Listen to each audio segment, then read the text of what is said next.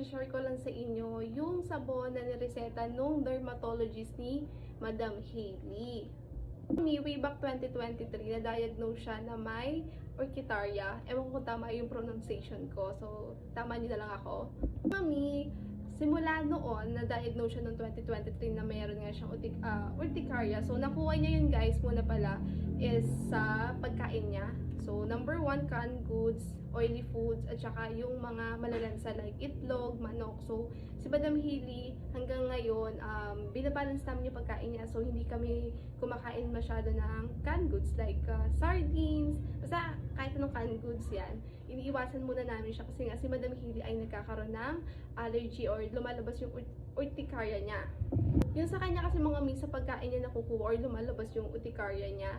So, eto pala mga mommy ko, kung merong sensitive yung skin ng mga anak nyo, like kay Madam Hailey, kasi si Madam Hailey, baby pa lang, talagang sensitive na yung skin niya. Hindi pa 6 months before. So, nung 6 months siya dati, nung baby siya, yun, nagkaroon siya ng allergy dahil naman sa mga aso namin noon. So, ayun, nagkaroon siya dito na parang malaking-malaki dito na, ewan ko, para siyang sugat dito sa baba niya. So, simula noon, ang ginagamit naming isang brand is yung Cetaphil.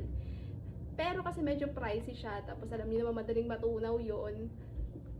So, nung 2023, eto na lang yung nireseta ng doktor niya kasi nga sabi niya mas mura daw to and syempre effective na rin. So, ayan mga mommy ko, kung sensitive yung skin ng mga anak niyo, try niyo tong si Dove Sensitive Skin. So, pwede niyo tong bilhin sa mga grocery store. Yan, madali lang siya mahanap, plus affordable nga naman talaga siya. And ang gagawin nyo pala dito guys, kapag sasabunan nyo yung mga anak nyo, at least 2 minutes ibabad nyo muna siya. Diba pag sinabon nyo siya sa skin ng mga anak nyo, kahit sa inyo din, kung sensitive yung skin nyo, pwede nyo itong gamitin. Sa mga adult yan, pwede nyo siyang gamitin. So, gagawin nyo, instruction ko pala. Sorry kung medyo magulo, magkwento. Ayun, babalik na ako. So, ang gagawin nyo lang dito mga mommy ko, pag sinabon nyo siya sa katawan nyo or katawan ng baby nyo, at least 2 minutes ibabad nyo muna siya bago nyo banlawan. So, eto mga mommy ko, yung sinasabi ko na to is in-advise nung dermatologist nung anak ko sa hospital mismo.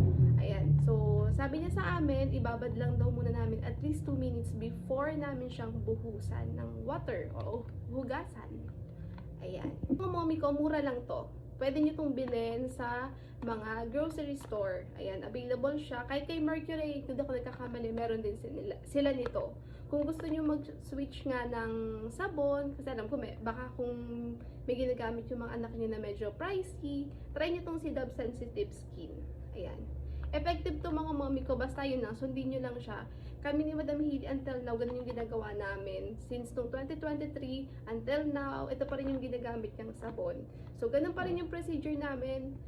Sasabunan ko siya, tapos 2 minutes binababad ko para, ayan, effective siya. Kasi yun yung sinabi ng dermatologist niya.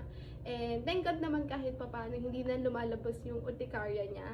Basta iwasan lang talaga yung bawal, which is yung mga egg, yung mga chicken. Pwede naman siya kumain ng chicken guys, pero dapat hindi lagi-lagi.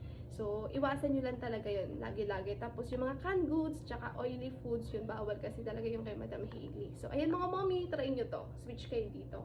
Kung hindi nyo pa kaya yung medyo mga mahal na sabon. Ayan.